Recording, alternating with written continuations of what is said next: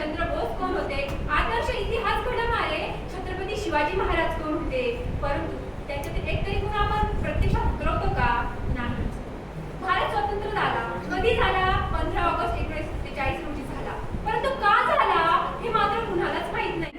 तिरंग्यात 3 रंग असतात, त्यात एक अशोक चक्र असतं. अशोक चक्रात किती आले असतात हे तर सर्वांना माहित आहे. त्या 3 रंगांचं महत्त्व काय, त्या अशोक चक्राचं महत्त्व काय? तिरंगा जो सांगतो भारताची शान म्हणजे तिरंगा आणि त्या शानेचं महत्त्व म्हणजे तिरंगा, हे मला कुणालाच माहित नसतं. मी एक गोष्ट सांगते तर तुम्हाला हसू देखील येईल. त्या 3 रंगांचं महत्त्व काय, त्या अशोक चक्राचं महत्त्व काय हे आपण कधीच जाणून घेणार नाही. पण कटप्पाने बाहुबलीला का मारलं हे मात्र आपण आवर्जून जाणून घेऊ.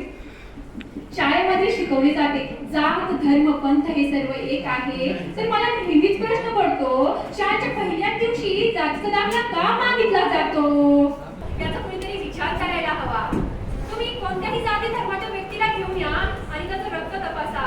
रक्ताचा रंग लालच ना, मग का आपण रक्तावरून भांडतो, रंगावरून भांडतो? आपली लढाई कोणत्या धर्मासोबत नाही हे आपल्याला लक्षात आलं पाहिजे.